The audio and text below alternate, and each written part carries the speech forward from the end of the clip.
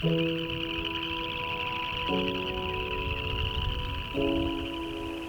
of the reason why we hit the road in the first place 5.5 years ago was this kind of driving need to explore and to get out there and see new places and experience new things, meet new people.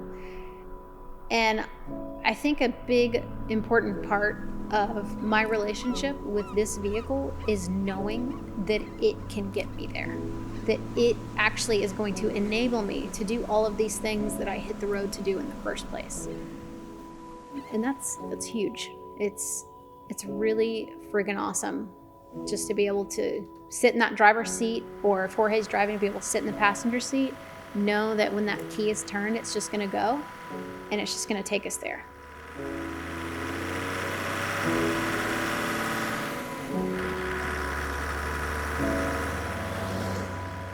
When we first hit the road, we kind of immediately gravitated towards the idea of getting a van, and our first one was a 2-wheel drive Volkswagen van again. But the more time that we spent on the road, the more we realized that a 4-wheel drive vehicle was probably going to be coming in handy for us. And that was actually when we discovered the Land Cruiser Troop Carrier and thought, man, wouldn't it be great if we could have something like that to take us around the world, something that's a Toyota, that there's parts available everywhere. It's a super reliable vehicle, like bulletproof, extremely rugged, and used all over the world. That would be the dream. But as many of you know, troop carriers aren't really available in the United States. So we put that dream on hold and instead got a Volkswagen Synchro.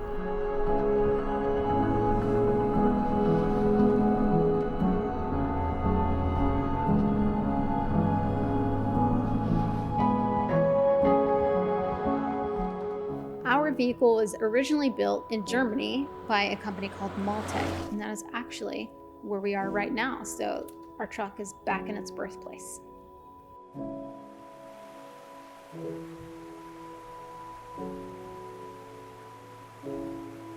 When we first purchased this vehicle from the previous owner, we weren't filled in on the entire history of the vehicle, but since we've had it and since we've talked to the owner of Maltec, who built the truck in the first place, we've gotten a lot of those gaps filled in. Our troop carrier was actually built by Maltec about 8 years ago in 2011. That's a testament to it, because the inside and the outside really are still in fantastic condition for everything that has been put through. The original owner actually had a high top on it, not a pop top, and took it to North Africa, where he actually put it on its side, which we didn't learn until months after we had purchased it. He brings it back to Maltec, and essentially he says, hey, you know what? I think I want to trade this in. I want to trade this in for another build. And get into one of their larger builds. And then the owner that had it before us came along and asked for Maltec to build it out for him. So Maltec essentially rebuilds the vehicle. They take the high top off, they make it a carbon fiber pop top. The exterior was kind of redone, repainted. They do a few other things to the engine and the gearbox to kind of get it all refreshed. And in March of 2015, it's imported to the United States, where the previous owner drives it around for about 3 years or so.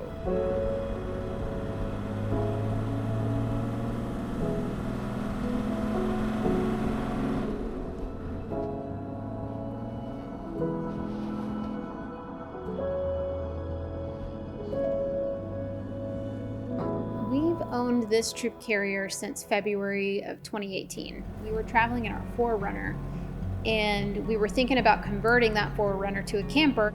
We wanted to cut the back off of and put a cabin on it. And so we called a company that's based in Germany but had a US representative. And they said, yeah, sure, we can do that. It'll take 6 months and this much money. But if you don't want to wait that long, or you don't want to cut up your brand new 4Runner, we have a 78 series Land Cruiser Troop Carrier for sale that's already built out. The thing is mint, no rust anywhere, perfect car. And then on top of that, the fact that it was left-hand drive, is huge. And it's for sale if that's something that you want to buy. Long story short, we ended up buying the truck from him in Telluride, Colorado, and have been in love with the truck pretty much ever since.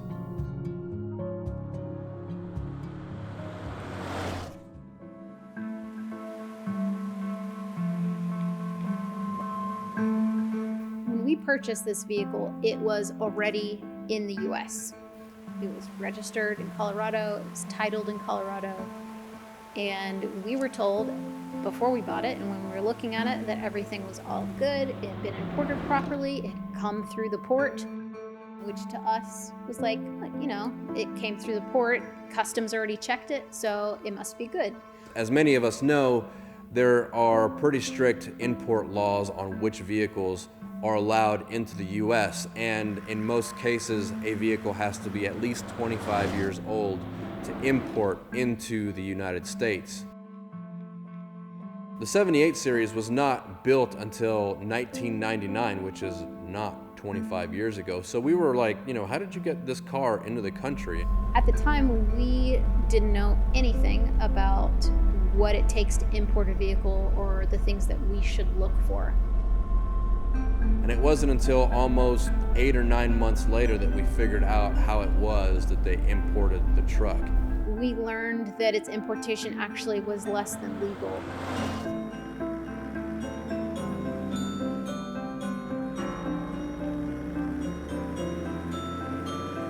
We were put in a very precarious position as to whether or not we were going to be able to keep our vehicle, whether our vehicle was safe from seizure by US Customs.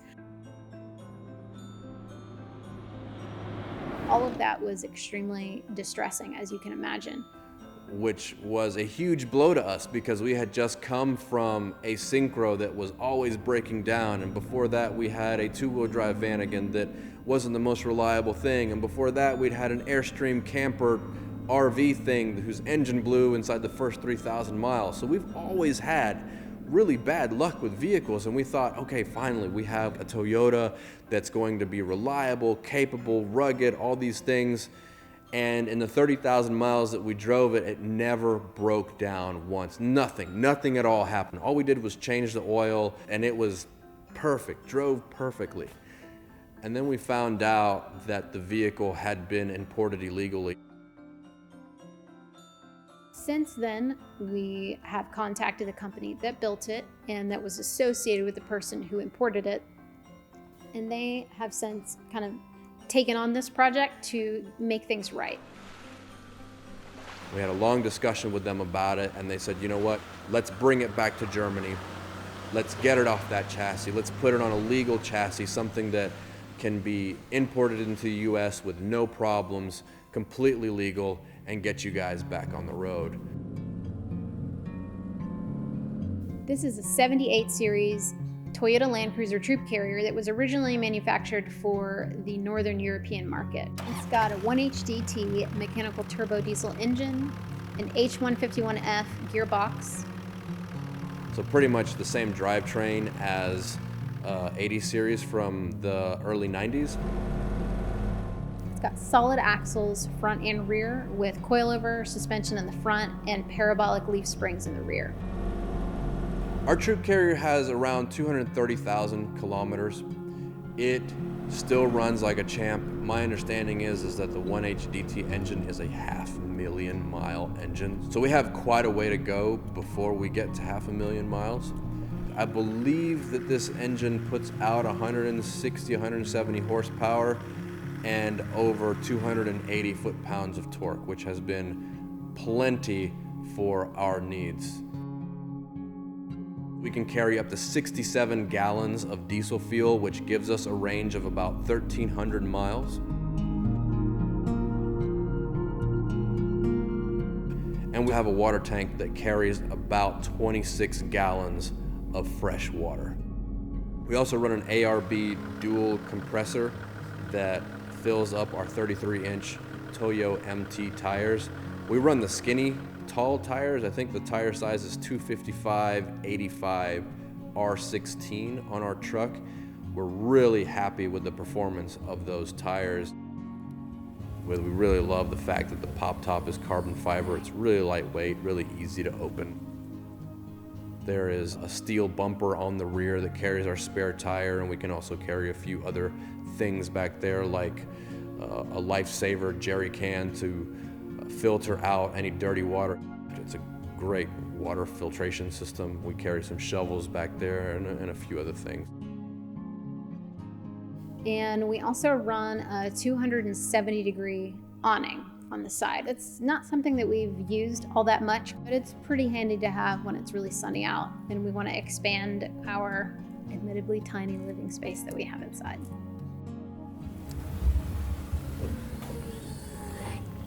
Living in this thing is sort of like living in a closet. It works. I don't hate it. I don't love it either. Even though this interior space is pretty small, it still works. We've got a 2-burner stove. We have a pretty good sized sink with both hot and cold water. We've got about a 35-40 quart refrigerator. We have a 300 amp hour lithium battery system that totally keeps up with all of our power needs, which are pretty extensive. On the roof, to support that lithium battery system, we have a flexible solar panel. And then we have plenty of cabinet space. We also have plugs, tons of plugs everywhere. We've got 12-volt USB and a wall plug for charging our computers. The floor in there is like a hard rubber surface that makes it really, really easy to keep it clean, especially when it's 2 adults. And at the time when we first got it, we had both of our dogs. And really, we don't mind trading the amount of space that we had in our VW for the smaller space that we have in here, because we don't need to carry as many spare parts and tools. So it works for us. It's rugged, but for us, it's still beautiful.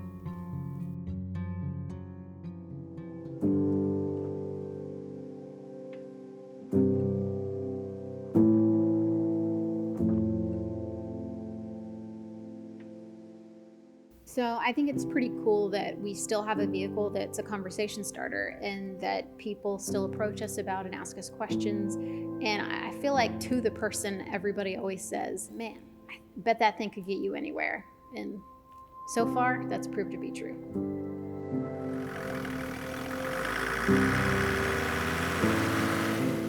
Driving this Land Cruiser is definitely a different experience from any of the other rigs that we've had. Driving it on the road, it actually surprised me when we test drove it, and of course driving it since, that it feels pretty good, pretty nimble. I almost feel like I'm driving a T-Rex. It's a little slow, a little lumbering, but when it needs to be agile, it is.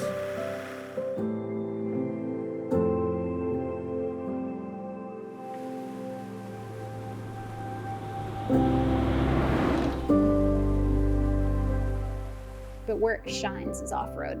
Like, you can just take this thing anywhere.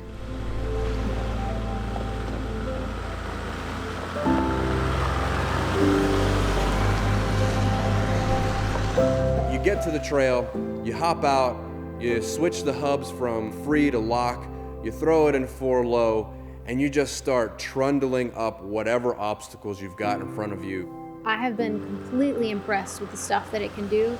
We've taken this thing in all sorts of conditions, in muddy conditions, rock climbing, sand, all of it, and it just performs stunningly every time. Blows me away.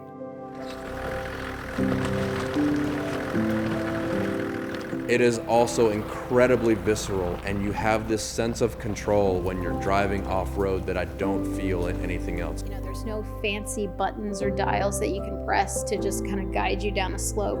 You have to be a lot more present and a lot more active in the driving experience.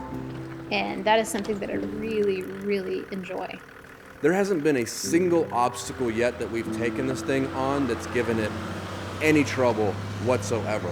And when we lock the front and rear lockers in, I feel like it's unstoppable. And that's kind of dangerous, because when you got that kind of confidence, you're bound to do something stupid, which we haven't done yet.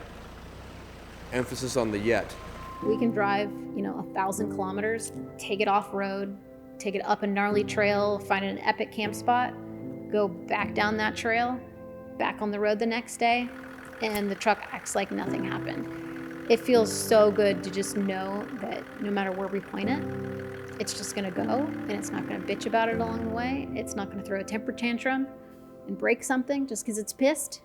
No, it looks at us and it's like, my pleasure, and it just goes on down the road.